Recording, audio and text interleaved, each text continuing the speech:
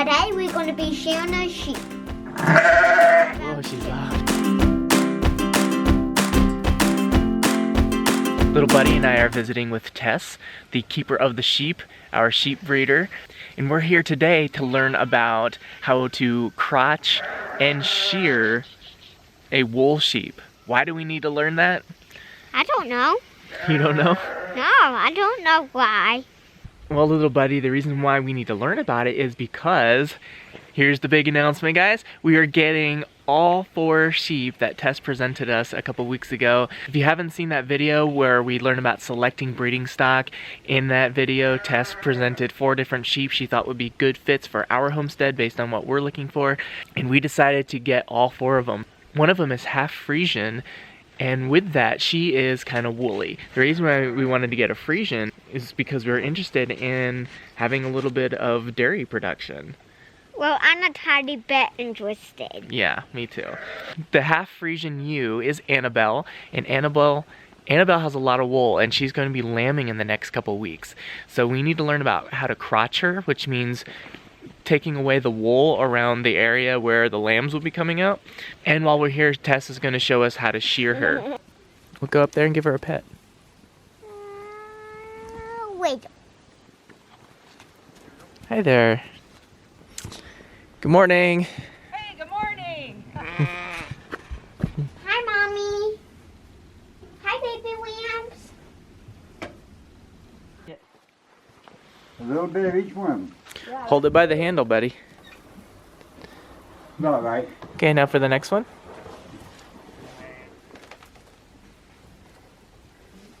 There you go. All right, now the rest and the last one.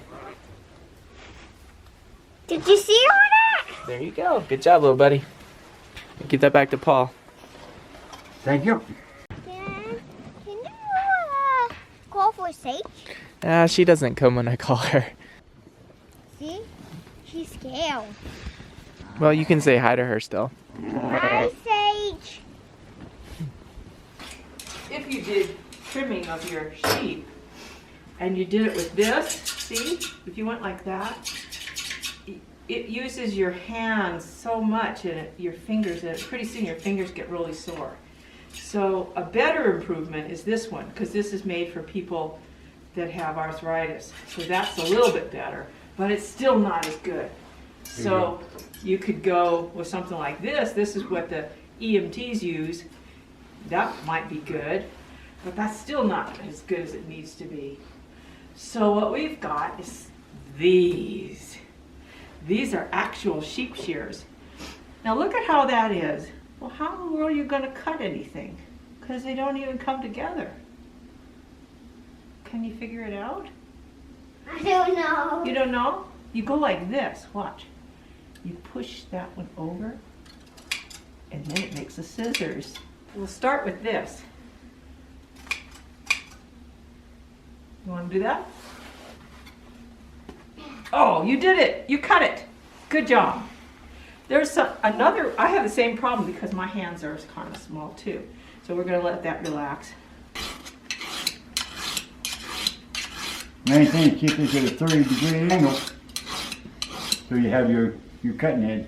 You said 30 degree? Yeah, about 30, 35 degrees. That way you have a cutting edge on the back. Never file the back side. Always get the bevel side. Hey, what do you think this is? Sheep wool? Sheep wool. That's right. What this is just the hair coat of, just the woolly coat. Is it dead? Yeah, look at it. Yeah, It's dead, huh? So what it is we're going to use, we put salt on it, and we're going to take all that off, and we're going to use this to make a nice, comfy cushion rug. This is in process.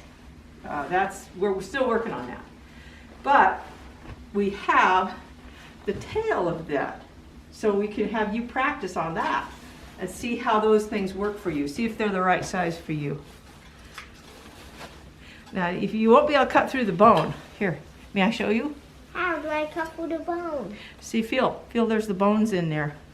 Yes, but how do I cut through it? Well, we're not going to. You just cut the wool. We're just gonna cut wool like this, okay? So we're gonna hold some wool like that. Keep our fingers out of the way of the sharp part. Okay, they will cut. And then, all right, here we go. Very good, look what you did. Yeah, how about that? Here, you can just make a pile right there. That's good. And you're keeping your fingers away from those sharp parts. That's good. So you're gonna feel hair in this hand, and you're gonna feel that the animal's right there. So you don't wanna go onto the animal and hurt the animal. So you gotta go right in between. Here, let's do it together. Okay. Okay, that's enough for that right now. All right. You feel with your fingers, and then you cut. But you don't cut your fingers, and you don't cut the animal. You know, there's a tactile sense of in between. And I thought you could practice on this a few times and get your confidence up, and then you'll feel good and you won't cut your animal. I'll do the tender little parts, and you can do the massive parts that are the work. So you notice that this is not really great wool. It's thick and it's heavy and stuff. And when it's washed up, it'll make a nice cushion or rug for the floor. But this is not what you would make your nice socks and vests and things like that. Right. Because we're not going for wool here. Wool is not our product. So what we're doing when we shear is to just get the animal's comfort. And they need to have everything off so that they can lamb more easily. They don't take up as much space, frankly. I mean, that's a lot of space added to each animal. They don't get all mucky and dirty. The baby can find their mother's teeth. That's the really important thing. And that's why we're doing Annabelle today, is because she's getting ready to lamb. And we don't want to be right at the last minute. We want to have her prepared and have her crotch area really clean so that she will be able to nurse her baby, and the baby will be able to find her teeth rather than sucking on, a bit of wool, and they just latch on and keep trying to drink, and poor things wouldn't get anything except mud. So that's why we're crotching her right now. And since we have the head gate, which I kind of wanted to show you how that works, it makes it really easy. When people shear commercially, they'll take the animal, put it on its butt, and then reach over and go ahead. And you'll see a professional shearer will use a thing that looks kind of like a cinch of a saddle, and they'll lean themselves over that because it's very back-breaking kind of work. With the stanchions that we use for milking, this just brings them up to a place where non-He-Man type people like me can easily trim them and clean them and work on their udder. We're going to trim her feet. She's going to be going to your house, so we want her to have clean feet. So it's just easier for me to do it that way. I can do it the other way, but why? So this stanchion it came from a dairy in southern Idaho, and how it works is quite ingenious. It depends on this pole here having little places that this piece catches on. So when the sheep comes in and they want the treats that are in here, so that's the sheep's head, and then when they push down, because their head is wanting to get into there, you see what it does? It captures the back of their neck. Okay, you can pull your arm out now. And then they just lock themselves in. And then when they finish eating, then they stand there pretty much, and they have a view of the other sheep.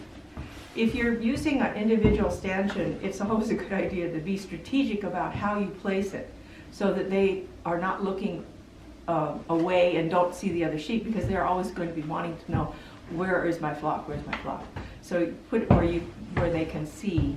Now when they're all done, after I've done, the drop down is on the other side, and it's near the sink. I can clean them, I can do all the work that I need to do. And then when I'm ready to go and I come around here and I tell them, thank you girls, and then I go like this, and these automatically open up and they can go out.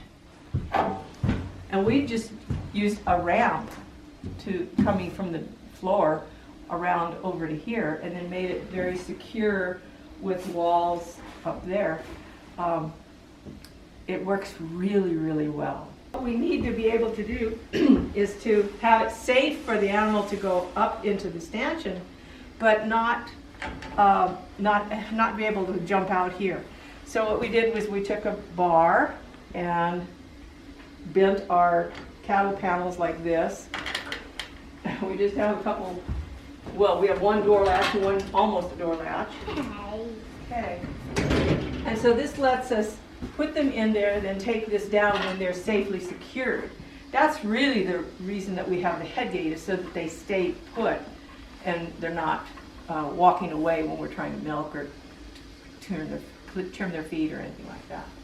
Oh yeah, look at her. She's so smart. She's a Friesian. She wants to come up in front because she's a chow hound. Okay, come on, Annabelle. Whoa. Whoa. Whoa, come on. Back up. Here. Annabelle. Annabelle. Back up.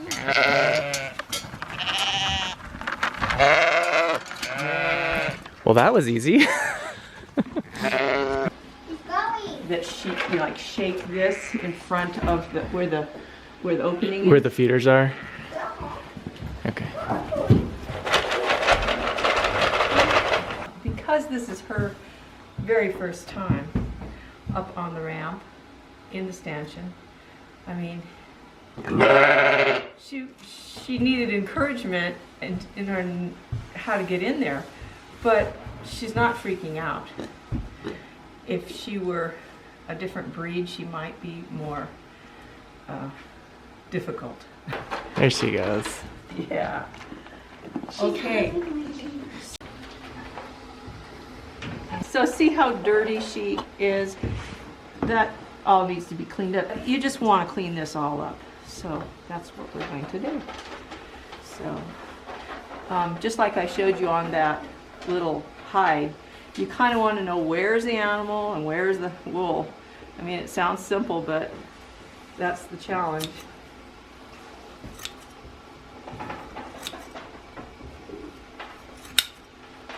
And you know, you don't have to do it quickly,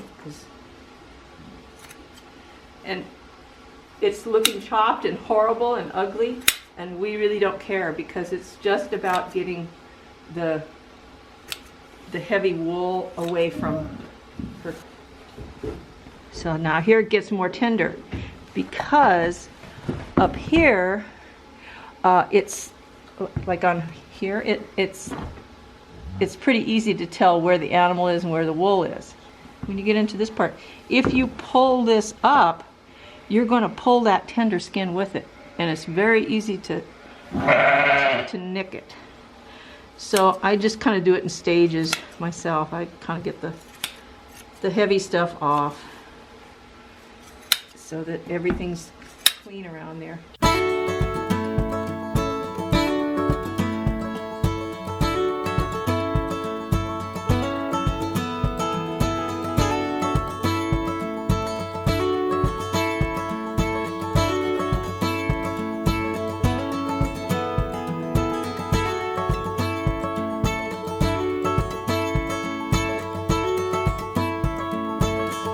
But this is sort of my first go around. I'll take all the rough outer stuff off, and then ordinarily I would kind of leave it at that, but since she's going to your house and you don't have a stanchion set up yet, what we'll do is we'll do her shearing, and then you won't probably have to do the rest of it for these ewes.